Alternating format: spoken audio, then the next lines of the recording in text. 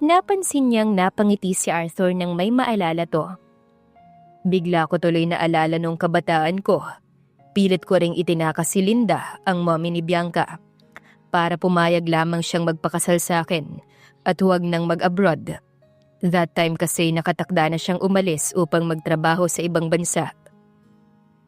Wala hong kasalanan si Bianca, Dad. Ako ang may kasalanan, kaya sa akin na lang ho kayong magalit. Matamang tumitig si Arthur sa manugang bago ito umiling. Hindi ako galit. Naiintindihan ko na kayo. Hindi pa naman kayo kasal sa simbahan, kaya makaka-attend pa rin kami sa church wedding ninyo ng anak ko. Thank you, Dad. Dustin, Dad? Nagkatinginan sina Dustin at Arthur nang marinig ang boses ni Bianca mula sa labas ng library, kasabay ng pagkatok nito sa pinto. Si Dustin ang mabilis na tumayo at nagbukas ng pinto. Pagbungad kay Bianca ay agad niya itong hinapit sa baywang at marahang kinabig.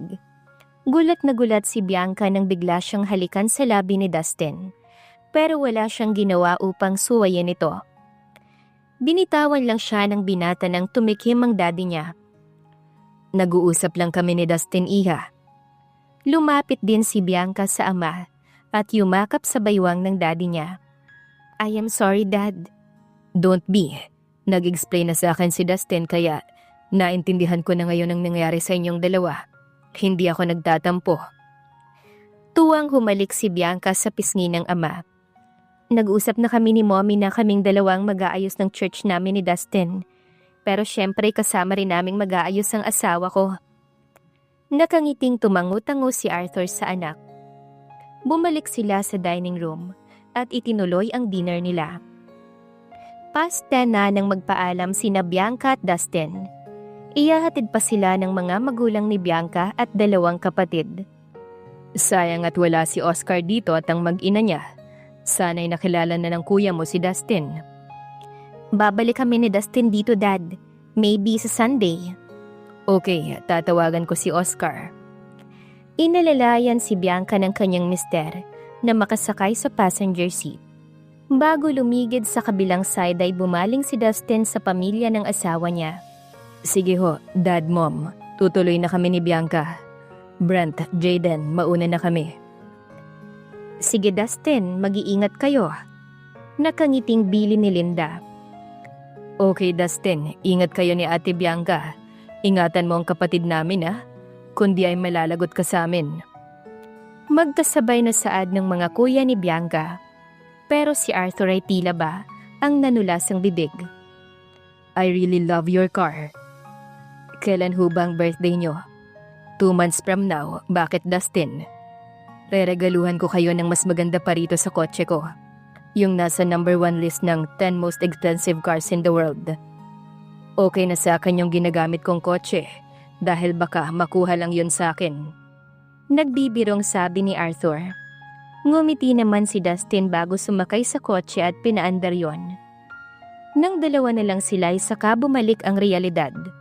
Walang kibo si Bianca habang papauwi sila at ganon din naman si Dustin. Pero nang nasa loob na ng kondo ay hindi na nakatiis si Bianca. Anong sinabi mo kay Daddy? Bakit biglang nawala ang galit niya? Nagkibit ng balikat si Dustin bago ikinuwento sa kanya ang tungkol sa napag-usapan nito at ng daddy niya. Mas mahusay ka palang magsinungaling kaysa sa akin, sabi niya. Hindi ba dapat ay magpasalamat ka sa akin at bigyan ako ng reward sa ginawa ko? Anong reward? Maang niyang tanong sa binata. Sa halip na sagutin siya ni Dustin, ay bigla itong lumapit sa kanya. Hindi agad nakakilos si Bianca nang ikulong ng lalaki sa dalawang kamay nito ang mukha niya, bago siya siniil ng halik sa labi. Gulat na gulat si Bianca pagkatapos ng halik na yon. Pero agad din naman siyang binitawan ni Dustin, bago nito mabilis na tinungo ang kwarto. Habol niya ng tingin ng lalaki. I think I'm beginning to fall in love with you, Dustin, pero hindi dapat. After a few months ay maghihiwalay din naman kasi tayo. Aniya sa sarili. 9 days after their wedding ay pumunta si Bianca sa commercial building na inaayos niya. Ngayon na kasi de-deliver ang mga design elements na in-order niya. Kasama niya ang 2 kinontak niyang makakatulong sa pagtatrabaho. Siyempre hindi naman pwedeng siyang maglagay ng malalaking sofa sa dapat nitong kalagyan. Magsabit sa walls ng mga paintings at magkabit ng lighting. Siya lang ang magtuturo kung saan dapat ilagay o ikabit ang mga design elements na in-order niya. Nagsimula siyang magtrabaho nang ma-deliver ang mga gagamitin nila.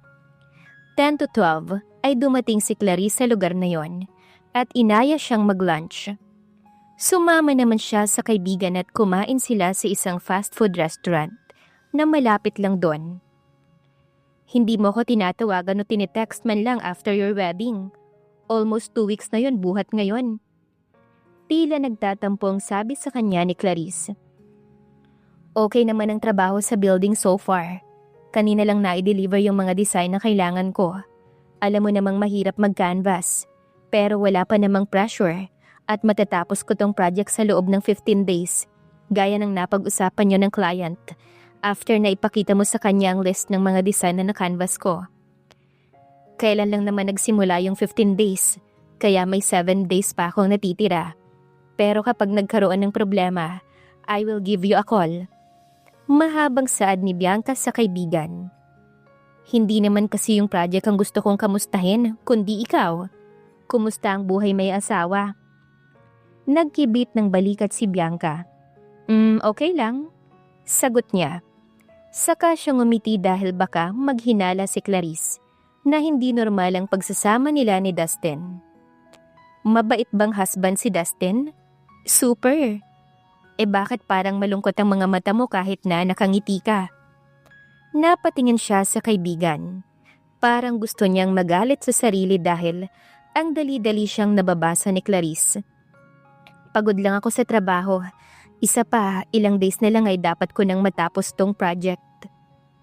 You don't really have to rush to meet your deadline for this project, Bianca. Hindi pa ba nasasabi sa'yo ni Dustin na siya ang may-ari ng building at siya ang client natin sa project na to? Napatulala talaga siya kay Clarice. Gusto niyang isiping nagbibiro lang ito. Si Dustin ang may-ari ng building? At dito ililipat ang main office ng Falcon Corporation? Iyon ang may-ari sa lahat ng mart sa buong Metro Manila. At meron na rin silang branches sa Northern Luzon at sa Baguio City at Tagaytay. Wait, hindi ba't connected si Dustin sa Manalo Foods Inc.? Maang niyang tanong sa kaibigan. Falcon Corporation is one of Manalo Foods Corporated subsidiary interests. Hindi lang basta employer roon sa Manalo Inc. si Dustin. Siya ang major shareholders. I think 45% ang share ni Dustin sa company. At 20% naman si Nico. Yung natitirang 35% ay hawak ng 3 business partners nila. Parang hindi pa rin siya makapaniwala sa natuklasan. Ganoon kayaman si Dustin? Bakit hindi mo sinabi sa akin? Kakontsaba ka pa niya sa pagpapanggap na plumber nung magkita kami sa apartment mo. Nagulat din naman ako nang mapagkamalan mo siyang plumber. But before that ay nakita niya ang picture mo sa salas ko at mukhang na-attract siya sa'yo. Kaya inalam niya kung kailan kita tatawagan para pumunta ka sa apartment para mapag-usapan natin ang tungkol sa project. Natigilan si Bianca sa nalaman. Hindi pa pala sila nagkikitay na attract na si Dustin sa picture pa lang niya. Pero ano kaya ang naramdaman nito nang malamang buntis na siya? Naawa siguro ito ng todo sa kanya. Tama. Hindi pera, kundi matinding awang dahilan ni Dustin kung bakit pumayag ito sa kasunduan nila. Nang umuwi si Bianca sa condo after work, ay nadatnan niyang naroon na si Dustin at abala sa pagluluto ng dinner nila sa kitchen. Hay, gutom ka na ba? Sandali na lang to. Hanggang kailan mo ba itatago sa akin ang totoo mong pagkatao? Walang kangiti-ngiti niyang sabi. What? Nag-usap kami ni Clarice kanina. Sa'yo pala yung building na inaayos ko. Doon mo ililipat ang main office ng Falcon Corporation. Hindi ka lang pala basta employee sa Manalo Foods Inc. Kundi isa ka sa may-ari. A major shareholder. Bianca, ikaw lang naman na nag-isip na employee lang ako sa kumpanya nang sabihin kong connected ako ron. Hindi mo na naman ako itinama. Tulad din nung napagkamalan kitang plumber at pinagmukha mo kong hibang. Alam mo ba ang nararamdaman ko ngayon, ha? Nahihiya ako sa sarili ko. Nanliliit ako kapag naalala kong nag-offer ako sa'yo ng 500,000 para pakasalan mo ko. Samantalang pwede mo palang doblehin ang halagang yon at sabihin sa aking get lost. Hindi ko sinabi yon at pumayag akong magpakasal tayo. Tinanggap ko ang partial payment and here we are. Kaya hindi ko maintindihan kung ano ang kinakagalit mo. Now, what's the problem? Napalunok si Bianca. Ano nga bang dahilan at nagagalit siya? Ano ang ipinagsisintir niya? Ano nga bang problema? Yun ba talagang hindi pagtatapat ni Dustin sa tunay nitong pagkatao? O yung pakiramdam niyang hindi siya karapat-dapat sa lalaki? Pero kasunduan lang ang lahat ng to, hindi ba? No strings attached. Bakit ka ba pumayag na pakasalan ako, Dustin? Gusto kitang tulungan. Na ang kapalit ay kalayaan mo? Nag-usap kayo ni Clarice, right? Wala ba siyang sinabi sa'yo? Meron, pero hindi ko alam kung totoo yun. I want to hear it from you. Napatitig sa kanya si Dustin. Hindi naman iniwas ni Bianca ang mga mata. Hindi niya alam kung saan siya kumuha ng lakas ng loob na salubungin ang mga mata ng lalaki. Look, Bianca. I want to know the truth, Dustin. I was attracted to you. Dun pa lang sa litratong kasama mo si Clarice. Hindi ko tinigilan si Clarice hanggat hindi siya nangangakong ipapakilala kanya sa akin. At nang una kitang makitay, lalo pang nadagdagan ang nararamdaman ko para sa'yo. Pero nang malaman kong buntis ka. Ibiniti ni Dustin ang iba pang sasabihin. Na-turned off ka, hindi ba? No. Mabilis na tanggi ni Dustin sa kanya. Na-disappoint ako, but only for a while. Nang malaman kong walang balak ang boyfriend mong panagutan kay, nakasilip ako ng pagkakataon, ng pag-asa. Kaya hindi na ako nag-isip pa ng mag-alok ka ng kasal. Sabi mo nga'y gusto mo akong tulungan. Nagulat siya nang bigla siyang hilain ni Dustin sa baywang at kabigin. Yes, I want to help you, Bianca. Pero may mas malalim pa akong dahilan. Kaya pumayag akong pakasalan ka. I become very fond of you. Much more than I expected. Kumabog ng husto ang puso ni Bianca ng mga sandaling yon. Maya-maya'y masuyong hinawakan ni Dusty ng baba ni Bianca. At masuyong iniangat ang kanyang muka upang mapaharap dito. Matama nitong nakatitig sa kanya. Puno ng emosyon ang mga mata. Hindi nga lang matukoy ni Bianca, kung pagmamahal nga o awa lang talaga. Pagkuway napansin ni Bianca na unti-unting lumalapit ang mukha ni Dustin sa mukha niya, habang nakatitig pa rin ito sa kanya. She knew he was going to kiss her, pero wala siyang ginawa to avoid it. Hinintay niya pa nga ang paglapat ng halik nito sa mga labi niya. Parang hangin lang na bahagyang dumikit ang mga labi nito sa mga labi niya. Kailangan niya pang kumurap upang makasigurong nangyari nga ang halik na yon. But then, kahit dampi lang yon at saglit na saglit lang, ay napakalakas ng epekto nun sa kanya. Nakakabingi ang lakas ng tibok ng puso niya at parang nanlalamig ang pakiramdam niya ng mga oras na yon. Nang ulitin ni Dusty ng paghalik sa kanya'y mas matagal na yon. Para siyang naliliyo sa halik na yon, kaya napakapit siya sa braso ni Dustin. Pagkatapos ng halik ay nakatitig na naman si Dustin sa kanya at hindi na kayang tagalan ni Bianca, kaya bigla siyang yumakap sa asawa. Nang makabawi ng hinahon, ay mabilis na lumayo si Bianca sa lalaki at tumalikod. Saan ka pupunta? Magbibihis na. Sagot niya sa kahumakbang. Pero hindi pa siya nakakalayoy, bigla na lamang siyang niyapos ni Dustin mula sa kanyang likuran. Naramdaman niyang dinampian ng halik ni Dustin ang kanang balikat niya.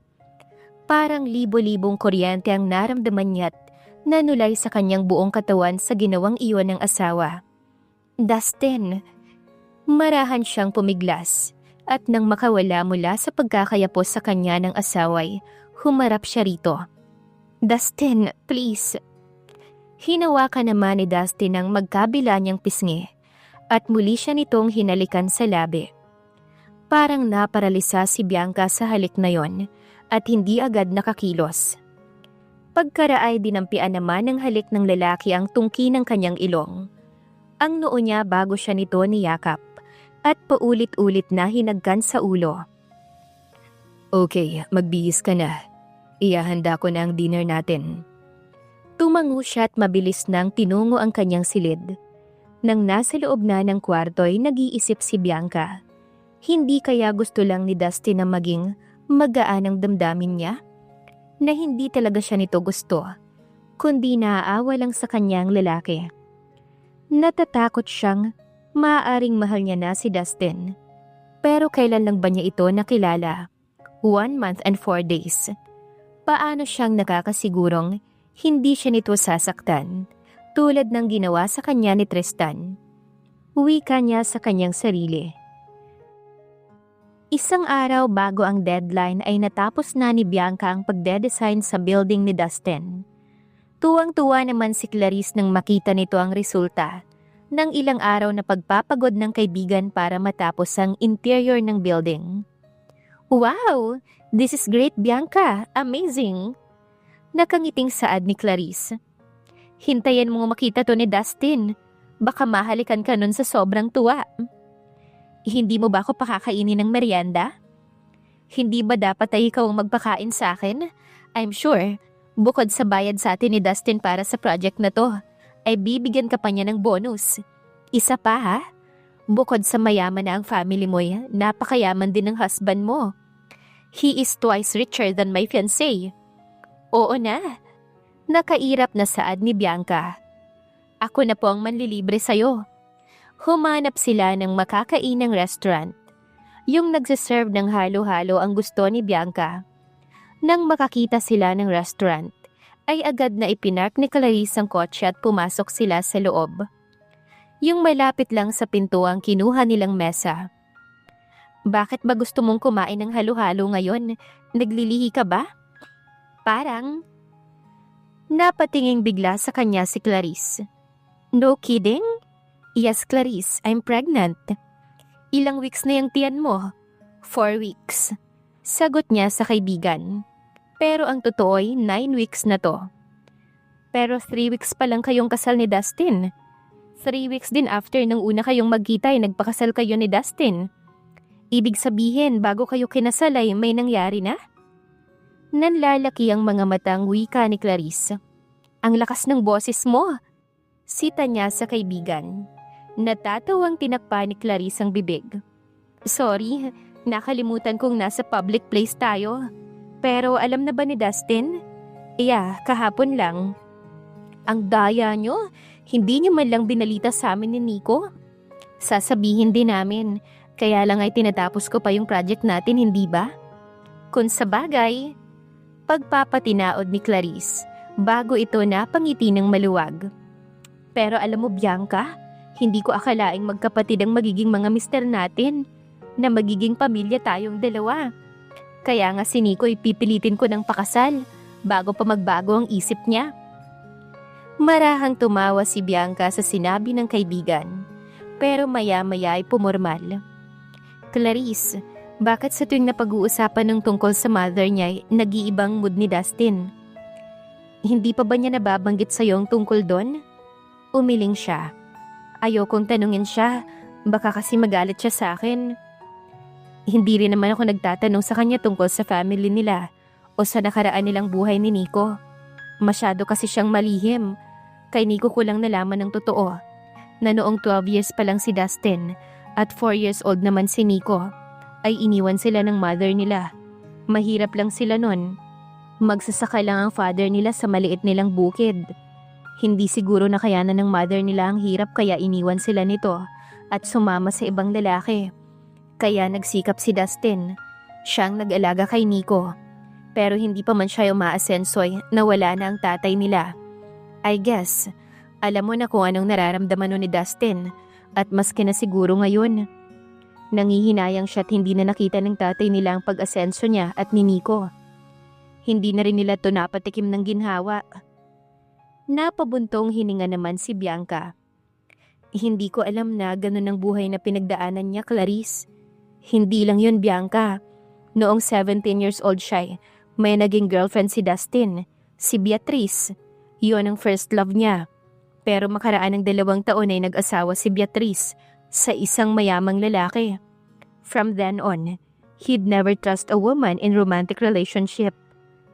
Marami siyang naging girlfriends and flings pagkatapos nun. Pero parang negosyo na lang sa kanya kung ituring niyang mga babae. Hindi ko naman siya masisisi. Tsaka naniniwala pa rin akong sa kabila ng inaakala ng marami na katulad siya ng maraming businessman na cold-hearted. Pero mali sila dahil mabait siya. Pero takot siya na ibigay ang puso niya at makasakit ng babae. Pero kita mo naman, sumugal pa rin siya sa'yo. Pero naging masaya naman siya dahil pinakasalan mo siya. Natigilan naman si Bianca. Kung alam lang ni Beatrice ang totoo. Hindi pag-ibig kung bakit nagpakasal kay Dustin. Pero ngayon ay umiibig na siya sa kanyang mister. Ang problema nga lang, kaya ba siya nitong mahalin sa kabila ng kalagayan niya? At sa kabila ng mga kabiguang dinanas nito? Hindi agad umuwi si Bianca matapos nilang kumain ni Clarice. Kinontak niya si Nico at nakipagkita siya sa nakababatang kapatid ng asawa. Hindi naman nainip si Bianca sa paghihintay sa bayaw sa isang fast food restaurant. After 30 minutes ay dumating ito. Nainip ka ba, ate? Nakangiting tanong sa kanya ni Nico. Pagkaupo nito sa katapat na silya. Parang ibig niyang matawa sa huling katagang sinabi ni Nico. Naaasiwa ako sa pagtawag mo ng ate sa akin. Dahil mas matanda ka pa sa akin pero sige na nga. Muli ngumiti si Nico. Umuwi na si kuya sa inyo. 15 minutes before I left ay umalis na siya sa office niya. Kaya siguradong nandun na siya sa kondo. May itatanong lang naman ako sa'yo, Nico. What is it? Tungkol sa mother niyo, kung ano ang buo niyang pangalan, ang age niya, ang birth date, saan siya ipinanganak. Matagal na napatitig sa kanya si Nico. Bago nito nakuhang magsalita. Why? Nothing, I'm just curious. Pati na rin yung sa father nyo ay gusto kong malaman. Kumuha ng isang malinis na papel si Bianca at ibinigay iyon kay Nico. Kumuha naman ng ballpen si Nico at mabilis na nagsulat. Pagkatapos isulat ang mga impormasyong hiningi ni Bianca, ay isinauli ni Nico ang papel at nag-order na ito ng pagkain para sa kanilang dalawa. Huwag mo sanang banggitin kay Dustin ang tungkol sa pagkikita natin ngayon. Nagtataka man ay tumango pa rin sa kanya si Nico. Almost 7 na ng gabi kaya hindi na sa office ng pinsan niyang si Marvin pumunta si Bianca. Dumiretso na siya sa bahay nito. Sinalubong siya ng misis ni Marvin na si Eileen pagkapasok niya pa lang sa main door. Bianca, sinurpresa mo kami. Mag-isa ka lang ba? Humalik sila sa pisngi ng isa't isa. Oo, si Kuya Marvin. Nasa itaas, kadarating lang niya kaya nagbibihis pa. Pinaupo siya ni Eileen sa sofa at naupo rin ito sa tabi niya. Ang tagal mo nang hindi napapasyal dito ah.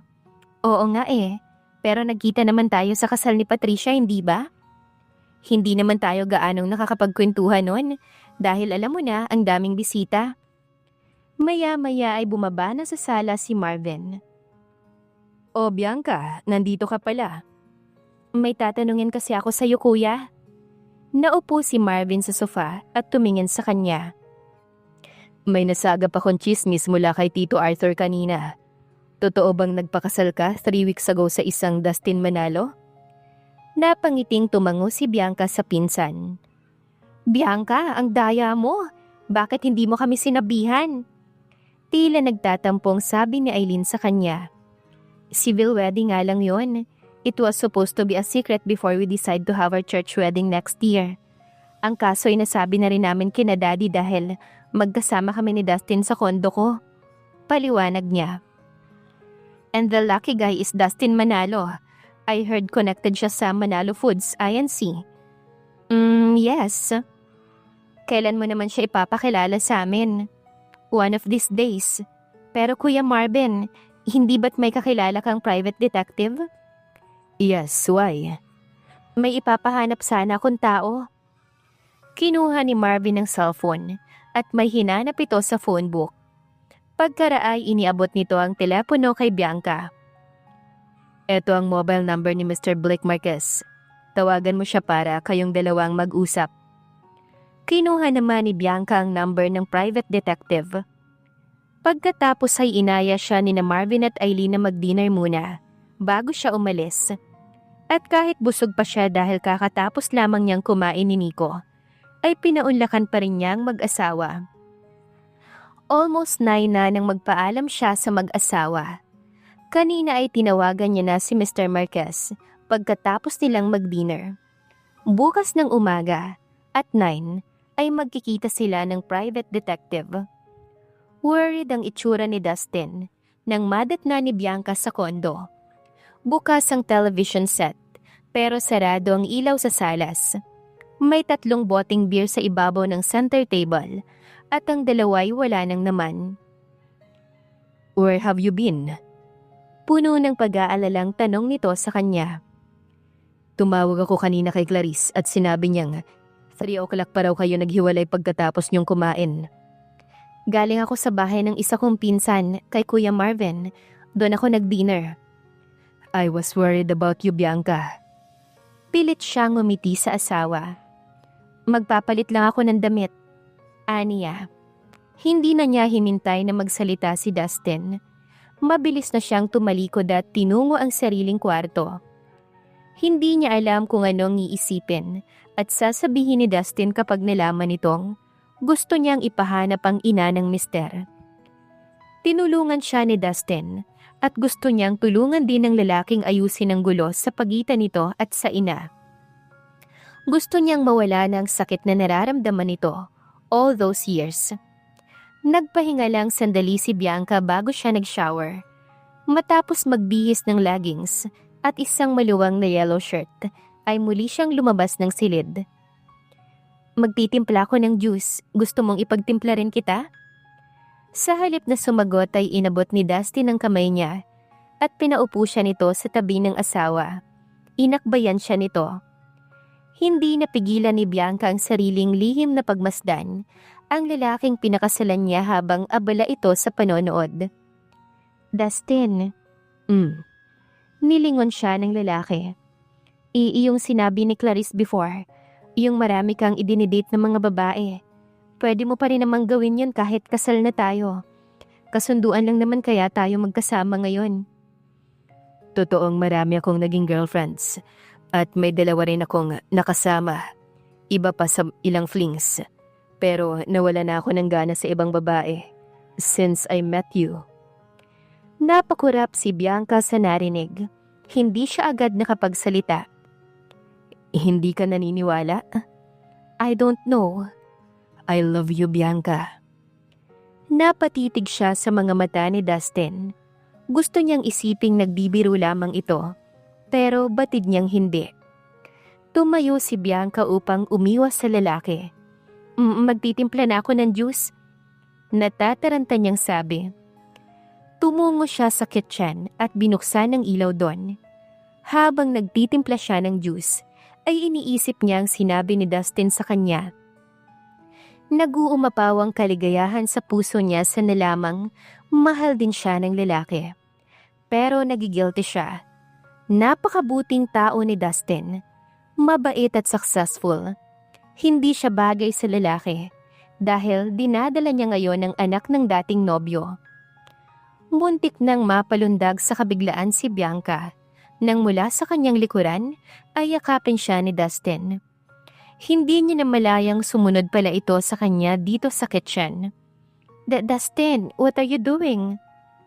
Alam kong nangako ko sa'yo before ng kasal. No strings attached.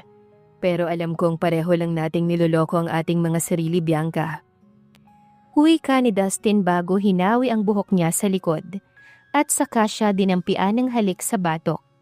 Dustin, you know, I care for you too but we can't. Hindi pinakinggan ng lalaki ang sinasabi niya. Bagkus ay pinaharap siya ni Dustin at saka siniil ng halik sa labi.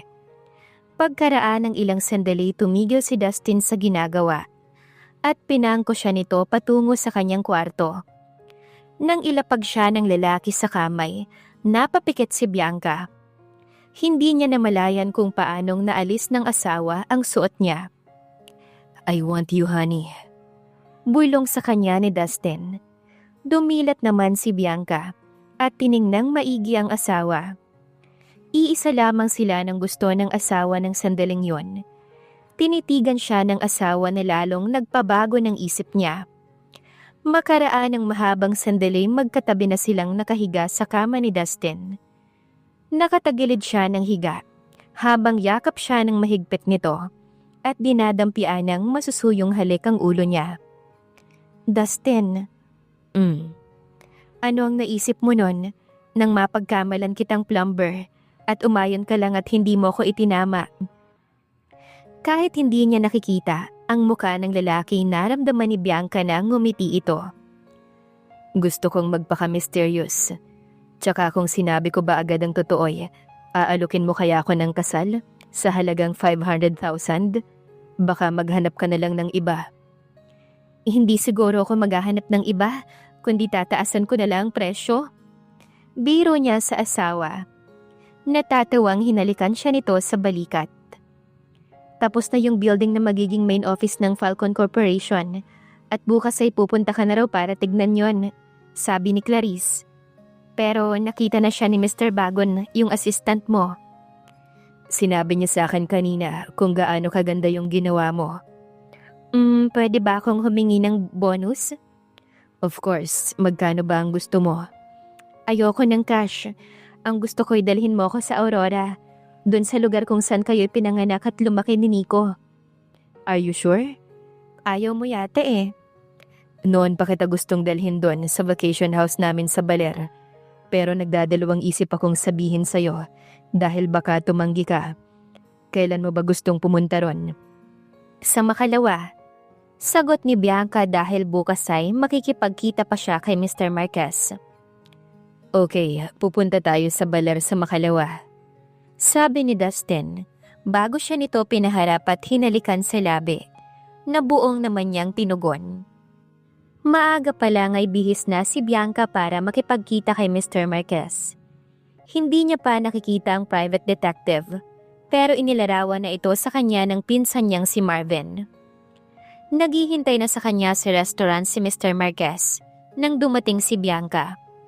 Nag-order sila ng food bago pinag-usapan ng ipapatrabaho niya rito. Matapos ibigay ang mahalagang detalye sa private detective, ay tinapos na nila ang pagkain. Dumaan muna si Bianca sa bahay ng parents niya bago siya umuwi sa kondo. Wala pa nun si Dustin dahil 4 o'clock pa lang. Siyang nagluto ng dinner. At tamang-tama, nakapagluto na siya nang dumating ang kanyang mister. After dinner ay pumasok si Bianca sa kanyang kwarto kasama si Dustin. Katulad kagabi, ipinagkaloob niya ang sarili sa asawa bago sila nakatulog ng magkatabi. Maaga pa lang kinabukasan ay gising na si Bianca. Pero mas maaga pa rin palang nagising si Dustin kaysa sa kanya. At nang lumabas siya ng silid, ay nasa kitchen na si Dustin. "Anong niluluto mo?" "Oatmeal at scrambled eggs. May bread naman tayo." Pupunta sana sa kinaroroonan ng ref si Bianca nang mapansin niya ang isang maliit na baldeng nasa gilid nito na puno ng roses na iba't ibang kulay. "Saan galing tong mga bulaklak?" tanong niya bago siya pumamaywang. "Don't tell me na inutang mo na naman ang mga to sa kaibigan mong merong fruit stand at nagtitinda rin ng native eggs dahil meron din silang farm. Na ang misis naman ay nagpapahulugan ng mga alahas. Hindi na ako maniniwala sa'yo." Napangiti ng maluwag si Dustin sa sinabi niya. "Lumabas ako kanina at para pumunta sa bake shop. May nakita akong magkapatid na may bitbit niyang balde. 2 batang lalaki. Ititinda raw nila ang mga bulaklak malapit sa simbahan. Binili ko na lang lahat pati ang balde para hindi na sila mahirapang magbenta." "Kung hindi ka pa pala naawa ron sa magkapatid, ay hindi mo pa ako maaalalang bilhan ng flowers?" Nakairap niyang saad. Natatawang lumapit sa kanya si Dustin at hinapit siya nito sa baywang bago dinampian ng masuyong halik sa labi. Araw-araw ay aabangan ko yung magkapatid bago ko pumasok sa office para bilhin ang tinda nilang bulaklak. Okay na ba sa'yo yon, misis? Pag-iisipan ko. Nakangiti niyang sabi saka kumawala mula sa asawa. Aayusin ko na ang mga bulaklak sa salas. Maghahanap ako ng mga vase. Wait, ako nang magbubuhat ng balde para dalhin sa salas. Bawal sa'yong magbuhat dahil baka kung mapano ang baby natin. Nakangiting tumango si Bianca kay Dustin. Inumpisahan na niyang ayusin ang mga bulaklak sa 3 flower vase habang nagluluto ang asawa. Pagkaraan ng ilang sandali, tinawag na siya ni Dustin para mag-breakfast. 10 o'clock na sila umalis ni Dustin para tumungong Aurora. Pagbukas ng kulay puting gate ay ipinasok ni Dustin ang sasakyan nila. Napakalaking bahay ang tumambad kay Bianca. Pag-ibis nila sa kotse ay agad na sumalubong ang mag-asawang Aris at Sally na siyang katiwala ni Dustin sa vacation house. Magandang hapon ho, Sir Dustin. Saad ng mag-asawa. Magandang hapon naman sa inyo. Siya si Bianca, ang misis ko. Bianca, sila ang katiwala ko rito. Sina Aris at Sally. Magandang hapon ho sa inyo, Ma'am Bianca. Ang ganda-ganda niyo ho. Sabi ni Sally sa kanya. Oo nga ho, ma'am. Segunda naman ni Aris. Ngumiti naman si Bianca sa mag-asawa. Magkatulong ang mag-asawa sa pagbitbit ng mga dala nila papasok sa malaking bahay. Pumanik naman sila sa 2nd floor ng bahay at pumasok sa master's bedroom kung saan iniwan ni na Aris at Sally ang suitcase nila. Saan ang bedroom ko? Tanong ni Bianca nang umupo sa gilid ng kama. Dito, syempre. Mabilis na sagot ni Dustin sa kanya bago ito naupo sa tabi niya. Eh ikaw? Dito rin. Magkasama tayo sa iisang kwarto? Honey, sa kondo mo ay sa guest room ako natutulog. Pero the other night at last night ay doon ako natulog sa kwarto mo. Kaya pagdating natin sa Maynila ay ililipat ko na agad ang mga gamit ko sa kwarto mo. O kaya'y lilipat na tayong dalawa sa bahay ko sa Fairview at matutulog tayo sa iisang kwarto. Saka na natin pag-usapan ng tungkol dyan. Iwas ni Bianca sa kanyang mister. Okay, magpahinga na muna tayo. Nahiga sa kama si Dustin at inihiga rin siya nito. Pero mabilis na bumangon si Bianca. Ayoko munang magpahinga. Ipasyal mo muna ako, please. Tila naglalambing na sabi niya sa asawa. Hindi ka pa napapagod? Hindi pa. Bumangon din si Dustin pero nakasimangot. Iwasan mo man ako ng iwasan ngayon, ay sa akin ka rin babagsak mamaya. Nagiinit ang mga pisnging pinagkukurot niya sa tagiliran ng lalaki. Natatawa namang hinuli ni Dustin ang kamay niya at inakay siya nito palabas ng silid. Hindi ka ba nagugutom? Hindi pa. Hindi naman sila lumabas ng bakuran. Sa likod ng malaking bahay siya dinala ni Dustin. Nagulat pa si Bianca nang magtungo sila ron at makita ang maliit na bukid na tila nakakubli sa likod ng malaking vacation house.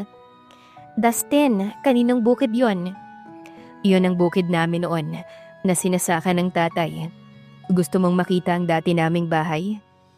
Sunod-sunod siyang tumango sa asawa. Oo naman, Dustin. I love to. Magkahawak sila ng kamay ni Dustin nang lakarin nila ang masikip na daanan sa gitna ng bukid o yung tinatawag na pilapil. Nauuna si Dustin sa paglalakad habang maingat siya nitong hinihila. Paglampas sa pilapil ay nadaanan nila ang ilang puno ng bayabas, mangga at niyog. Nadaanan nila ang isang maliit na palaisdaan bago natanaw ni Bianca ang isang maliit na bahay kubo sa di kalayuan. Doon sila pumunta ng asawa. Sa gilid ng bahay ay mayroong poso na pinagkukunan ng tubig. Ito ang bahay namin nung maliliit pa lang kami ni Nico at mahirap pa. Dito kami pinanganak ni Nico at dito rin kami lumaki. Inalalayan siya ni Dustin na pumanhik siya sa itaas dahil nakaangat sa lupa ang bahay. Ang hagdan ay kawayan at gayon din ang pinakasahig ng bahay. Pero ang sahig ay masinsinang pagkakayari, kaya hindi mo masisilip ang silong dahil walang siwang. Mayroong mga gamit sa loob ng bahay at malinis na malinis din ito. May nakatira ba dito, Dustin? Wala. Noon ay gusto ni Nico na ipaayos tong bahay at gawing konkreto pero hindi ako pumayag. Hindi ko rin ipinagalaw ang mga gamit namin dito kahit lumang-luma na. Ang bilin ko kina Aris at Sally ay linisin ito araw-araw. Kahit na makalimutan na nilang linisin yung malaking bahay sa harapan. Napatitig si Bianca kay Dustin. Habang nagsasalita ito'y parang may bigat siyang nararamdaman sa bawat katagang binibitiwan ng asawa. Parang nararamdaman niya rin ang bigat na nakadagan sa puso nito. Yung ibang gamit dito ay mas matanda pa kaysa sa akin. Gusto kong ma-preserve yung mga gamit dito sa buong bahay, kaya ayaw kong ipaayos to. Kapag umuwi ako rito ay dinadalaw ko tong bahay at pinupuntahan ko ang bawat sulok upang alalahanin ang nakaraan na masayaman o malungkot. This is my humble origin. Kapag andito ako'y gumagaan ng pakiramdam ko. Malayo sa trabaho, malayo sa problema at sa pressure. Dito ko nararamdamang tao pa rin ako. May damdaming hindi kasing lamig ng yelo. Dustin, galit ka pa rin ba sa mother mo? Lakas loob niyang tanong sa lalaki. Kahit na nga hindi siya sigurado kung sasagutin ito ang tanong niya. Yes. Pero gusto ko pa rin siyang makita. Gusto kong itanong sa kanya kung paano niya kami nagawang iwan. Mahal na mahal siya ni tatay. 21 na ako nang mawala ang father namin at 13 naman si Nico. Kumikita na ako nun sa maliit kong negosyo. Si Nico ay nag-aaral at siya ang kasakasama ng father namin dito. Nangako ako sa kanyang ibibili ko siya ng maganda at mamahaling kotse. Pero relos pala ang nabibili ko sa kanya'y nawala na si tatay dahil sa heart attack. Bago siya tuluyang nawala ay nakausap pa namin. Gusto niyang ibalik namin ang nanay dito sa Baler sa piling niya. Nangako ko sa kanya pero hindi ko alam kung kailan ako magkakaroon ng lakas ng loob na harapin si nanay at... Napatigil sa pagsasalita si Dustin at tumingin sa kanya. I missed her. Sa kabila ng galit ko'y namimiss ko rin si nanay. Masuyo niyang hinaplos ang pisngi ni Dustin na para bang sa pamamagitan nun, mapapawi ang hinanakit nitong ilang taong itinago sa puso nito. I will show you my room before, nung bata pa ako. Iginiya siya ni Dustin sa isang kwarto. Maliit lang ang kwartong pinasukan nila. May papag doon, maliit na aparador, at maliit ding study table. Umupo si Bianca sa papag na nasasapina ng manipis na kutsyon. Pati tong foam ay luma rin? No. Iling sa kanya ni Dustin. Binili ko yan 4 months ago. Wala talagang sapin ang kutsyon ng papag na hinihigaan ko nun. Pati yung kay Nico. Pwede ba tayong matulog dito, Dustin? Napatingin sa kanya si Dustin dahil akala siguro nito'y nagbibiro lang siya. Gusto mong matulog dito? Tumango siya sa asawa. Oo naman. Maraming lamok dito kaya baka hindi ka makatulog. Pwede naman tayong gumamit ng mosquito repellent. Saad ni Bianca kaya wala nang nagawa si Dustin kundi ang pumayag. Bukod sa huni ng mga kuliglig sa labas ng bahay, ay dinig din ni Bianca ang tibok ng puso ni Dustin habang nakaunan siya sa balikat nito.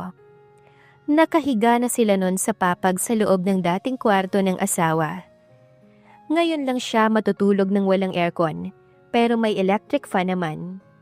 Dustin, inaantok ka na ba? Hindi pa, why? Kailan mo ikukwento sa akin si Beatrice?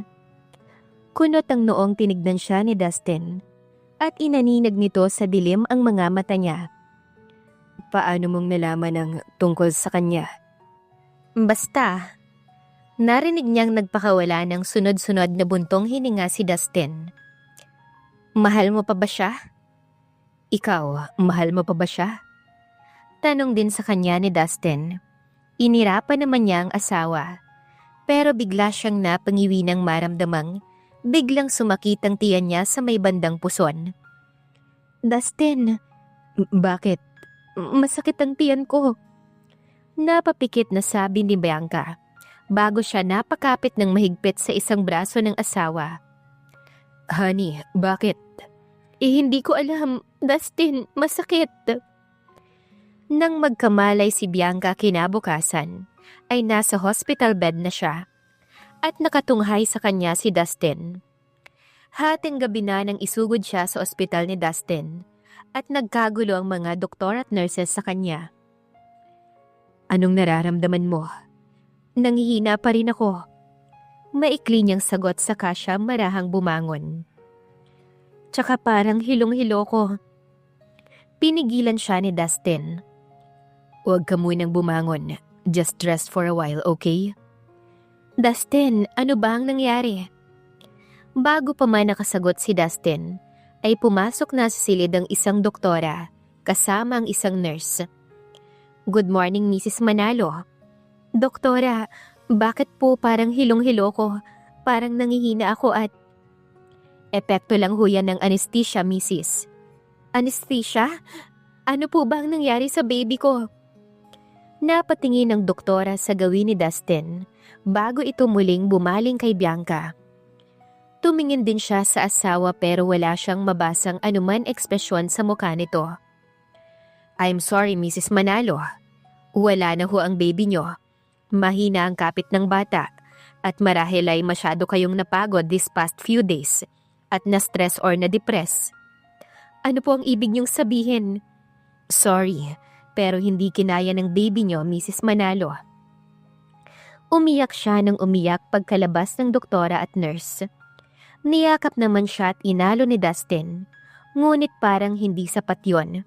Ngayong wala na ang baby niya, ay wala na ring dahilan para ituloy pa nila ang kasunduan ni Dustin. Bumitaw siya kay Dustin at inayos ang sarili. Wala na ang baby. Pwede na nating itigil ang kalokohang to. Kukuha ko ng abogado para maipaanal ang kasal natin. Matatag na wika ni Bianca. Pero habang sinasabi niya yon, ay parang dinudurog ng paulit-ulit ang kanyang puso. Say something, Dustin. Please, say something. Bulong niya sa isip. Ngayon ko gustong marinig na mahal mo ako. Ngayon ko kailangan ng assurance buhat sa'yo. Saka mo nilang asikasuhin ang tungkol doon. Magpalakas ka muna, Bianca. Nakatingin siya kay Dustin.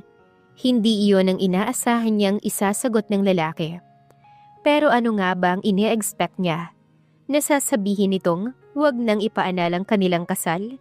Na mahal siya nito? Sometimes, she's so naive. O mas tamang sabihing nagiging hibang siya. Ganoon naman talaga ang mga lalaki kapag nambubola, hindi ba? Sasabihing mahal nila ang isang babae para makuha nila. Yung pambubolang ginawa sa kanya ni Tristan, before ay isang kabiguan pero ang nangyari ngayon sa kanila ni Dustin ay isang malaking kahibangan. Ganon daw yon. Kapag naloko kay kapalaran mo yon. Pero kapag naulit ang panuloko sa'yo'y kahibangan na. Napailing si Bianca nang sikuhin siya ni Clarice. Bakit? Kanina pa ako daldal ng daldal dito pero hindi ka kumikibo dyan.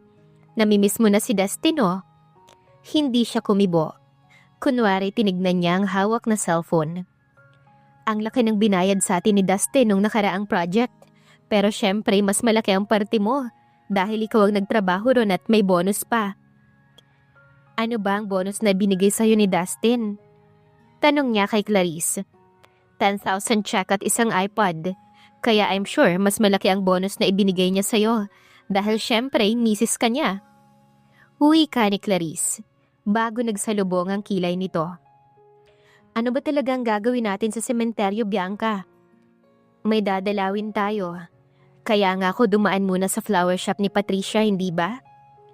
Ilang sandali pa'y inihinto na ni Clarice ang sasakyan sa harap ng gate ng North Cemetery. Dala ang bulaklak na naka-arrange sa isang white vase ay lumabas si Bianca mula sa kotse at sabay silang pumasok sa gate ng kaibigan. Sigurado ang mga hakbang ni Bianca. Dinala na siya rito ng private detective na si Mr. Marquez kahapon. Bumalik lamang siya upang mag-alay ng respeto sa ina ng kanyang mister. Matapos ilapag ni Bianca ang bulaklak sa ibabaw ng puntod, ay nagdasal siya. Martha Manalo? Narinig niyang gulat na sambit ni Clarice. Bianca, ang ibig mong sabihin ay patay na ang mother nila Dustin at Nico? 21 years ago pa? Tumango siya sa kaibigan. Hindi totoong sumama siya sa ibang lalaki nun, kaya niya iniwan ang kanyang mag-aama. May sakit siya, cervical cancer. Ayaw niya nang bigyan pa ng problema ang asawa niya at mag-alala ang mag-aama niya, kaya nag-decide siyang umalis na lang.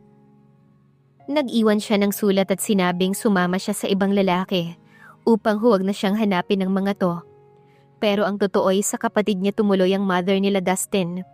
After 13 months buhat nang umalis siya sa baler, ay tumungo siya sa Paco at binawian na siya ng buhay. Nakausap ko rin kahapon si Tita Natalie at sinabi niya sa aking nagbili ng kapatid nilang huwag nang ipaalam sa mag-aama ang totoong nangyari sa kanya. Mahabang wika ng dalaga. Bianca, bakit mo ipinahanap ang mother nila Nico? Nakalimutan na ni Nico ang nanay nila at napakabata niya pa nun, kaya wala siyang masyadong attachment dito. Pero si Dustin, kapag nalaman niyang tungkol dito, it will only cause him pain.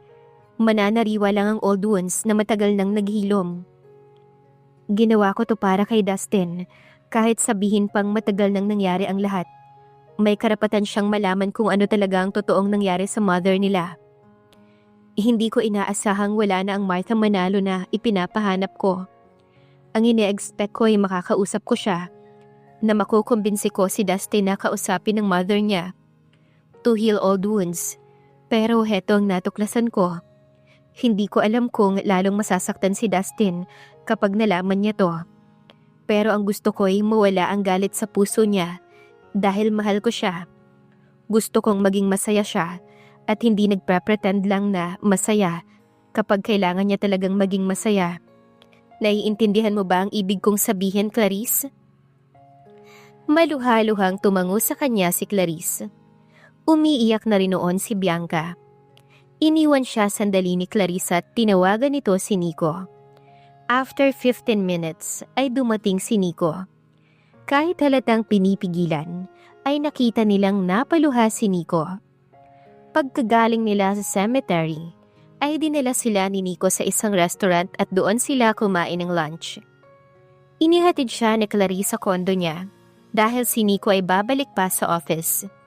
Hindi pa siya nakakapasok sa unit niya nag-ring na ang kanyang cellphone. Hello, Dad? Bianca, anak, kailan ba darating si Dustin? Hindi ko ho alam, Dad. Baka next week ho. Sabi niya sa ama. Pero ang totoo ay hindi niya talaga alam kung kailan at kung babalik pa nga ba rito sa Pilipinas si Dustin. Bakit ho? Natanggap ko na yung regalo niyang kotse sa akin. Kanina lamang dumating dito sa bahay. Galing to sa ibang bansa. And guess what? Ito yung pinakamahal na kotse sa buong mundo ngayon. Yung... Tuwang-tuwang sabi ni Arthur mula sa kabilang linya. Tapos na silang mag-usap ng daddy niya sa phone at nakapasok na si Bianca sa kondo niya. Iniisip pa rin niya kung ano ang pumasok sa isipan ni Dustin. At binigyan ito ng kotse ang kanyang daddy niya na isang mamahaling kotse pa. Napabuntong hininga na lamang siya. 2 months had passed. Marami nang nangyari buhat nang mawala ang baby niya. 3 days siyang nagstay sa ospital at 4 days siyang nagpahinga sa vacation house ni Dustin sa Baler bago sila bumalik dito sa Metro Manila. Pero hindi na nagstay dito sa kondo si Dustin. Umalis na rin kaagad ito dala ang mga gamit. After few days, ay umalis na ito patungong Hawaii. May problema raw kasi sa pineapple plantation at sa cannery sa Honolulu. Pagkatapos ay pupunta naman ito sa Amerika, sa shipping and transportation offices ng Manalo Foods Inc. Hindi niya alam kung talagang may problema sa negosyo nito o gusto lang talagang umiwas sa kanya ni Dustin. Kaya naman parang gusto niya nang mag-file ng annulment. Pero parang wala rin siyang lakas ng loob na gawin yon. Hindi niya alam kung bakit umaasa siya, samantalang wala namang ipinangako sa kanya si Dustin.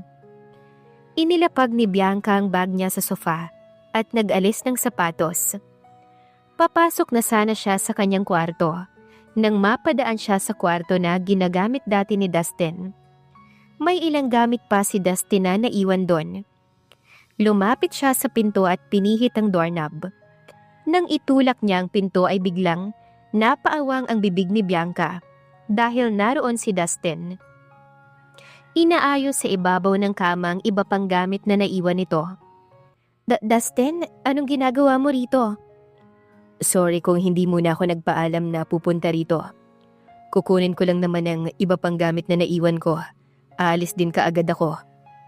Napakagatlabi si Bianca sa narinig. Lalo na nang ibalik ni Dustin sa kanya ang duplicate key sa kondo. Sige na, bahala ka na. Papasok na ako sa kondo. Mangiyak-ngiyak na sabi ni Bianca, kaya mabilis na siyang tumalikod. Pero hindi pa siya nakakahakbang palabas ng silid, ay pinigilan na siya sa braso ni Dustin at masuyong hinila pabalik bago isinara ang pinto. Ang bilis ng mga pangyayari. Namalaya na lamang niyang nakasandal na siya sa pinakadahon ng pinto at magkalapat na ang mga labi nila ng asawa habang nakakulong siya sa mga bisig nito. How are you, honey? May butil ng mga luhang tumulo mula sa mga mata niya. Hindi ako naging okay for the past 2 months dahil bigla mo na lang akong iniwan. Nagalit ako nang sabihin mong dahil wala na ang baby, ay kailangan na nating tapusin ang kalokohan at mag-file ka na ng annulment case. Sinabi ko yun dahil ang akala ko'y yun ang hinihintay mong sabihin ko. But God knows, hinintay kong sabihin mong wag ba kong mag-file ng annulment case dahil... Honey, ayokong iwan ka. Pero alam ko kung anong nararamdaman mo nang mawala ang baby natin. Baby ko. Pagtatama niya sa lalaki. Baby natin. Mula nang magpakasal tayo sa akin na siya. Wika din ni Dustin bago ito napatiimbagang. Alam kong masakit sa'yo ang nangyari, ang pagkawala niya. I wanted to give you space, so you didn't feel pressured. Staying away for a while from you is not easy for me. Lagi akong hinihila ng mga paa ko pabalik dito sa kondo mo. Kaya nang magkaroon ng problema sa plantation at sa cannery sa Hawaii, pati na rin sa shipping at transportation offices sa California, ay ako nang pumunta para asikasuhin ng mga yon. Bakit andito ka na ngayon? I missed you. Bakit nga? Honey, you keep on asking why. I love you. Hindi ba't sinabi ko na yan sa'yo noon pa? Mahal kita. At hindi ako papayag na ipaanal mo ang ating kasal. Lalo siyang napaiyak sa narinig. Mabilis namang pinahid ni Dustin ang luha niya at hinalikan nito ang magkabila niyang mata. Before kissing her lips again. Si Beatrice. Parte siya ng kahapon ko. Ikaw na ngayon at ang aking bukas. Mahal na mahal mo ba siya nun? Mas mahal kita kaysa minahal ko siya nun. Tinuruan mo ako kung paano lumimot, magpatawad at muling magtiwala. Ganon din ang ginawa mo sa akin. Gusto kong magpakasal tayo sa simbahan, Bianca. Magkaroon ng masaya at buong pamilya. Will you marry me again? Buong puso na tanong ni Dustin sa asawa. Dustin, may sasabihin nga pala ako sa'yo tungkol sa mother mo. What is it? Ikinuwento niya rito ang tungkol sa pag-hire niya ng private detective, pati na ang naging pag-uusap nila ng tiyahin ni Dustin, at ang pagpunta nila ni Mr. Marquez sa cemetery kahapon, gayon din ang pagpunta ni Rico at Clarice roon kanina. Matagal na hindi nakapagsalita si Dustin, basta't nakatingin lang ito sa kanya. Dustin, why did you do that? Gusto kong suklian yung ginawa mong pagtulong sa akin. Pagsisinungaling niya. Parang gusto niya tuloy sa bunutan ng sarili pagkatapos Hanggang ngayon ba'y hindi pa siya aamin sa feelings niya? At magpapaka-ipokrita pa rin siya? Napabuntong hininga si Dustin. Salamat. Dustin, sabi nga pala ni Daddy ay maraming salamat sa kotseng iniregalo mo sa kanya. Bakit mo ba siya niregaluhan ng ganun kamahal na sasakyan? Isang tipid ng ngiti ang gumuhit sa mga labi ni Dustin. Hindi ba't nabanggit ko sa'yo before na nangako ko sa father namin ni Nico? Nabibilhan ko siya ng maganda at mamahaling kotse. Pero nawala agad siya nang hindi pa ako successful. At isang relos lang ang naibili ko sa kanya. Wala na si tatay ngayon at kahit bumili pa ako ng kotse para sa kanya, hindi na niya magagamit pa. Pero may father-in-law naman ako ngayon. Sa kanya ko nalang tinupad ang pangako ko kay tatay. Mahabang saad ni Dustin, bago siya nito dinampian ng halik sa pisngi. So you haven't answered yet. Pakakasalan mo ba ako ulit o hindi na, hon? Hindi mo pa nga tinatanong dyan kung mahal din kita eh. Nakairap na sabi ni Bianca sa asawa. Natatuwang kinabig siya ni Dustin bago dinampian ng mariin na halik sa labi. Mahal mo rin ba ako, honey? Nakangiting tumango si Bianca sa asawa. Oo, I love you very much, Dustin. At kahit ilang beses pa'y willing akong pakasalan ka ulit. Nakangiti naman na yumakap si Dustin sa asawa. Pangako ko sa'yo na ikaw ang babaeng mamahalin ko habang nabubuhay ako. At gagawin ko ang lahat para mapaligaya ka, Bianca. Naiiyak naman na yumakap si Bianca sa kanyang asawa. Ilang araw pang lumipas, ay nagkaroon na rin ng lakas ng loob si Dustin para dalawin ang puntod ng kanyang ina. Sinamahan siya ng kanyang asawa. Pagkakita ni Dustin sa pangalan ng kanyang inay, inilagay niya ang isang bugkos ng white roses na paborito ng kanyang ina. At nang sandaling yon, ay hindi na niya napigilan ng pagpatak ng kanyang luha.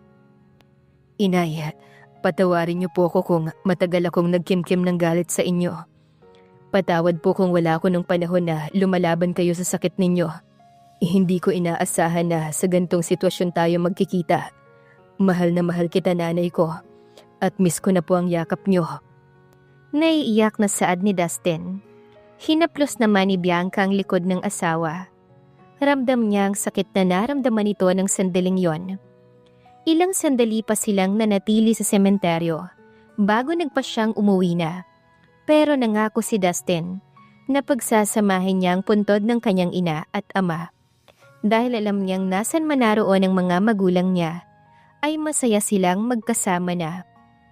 Ilang taon pa ang lumipas ay nagpakasal na ulit sina Bianca at Dustin.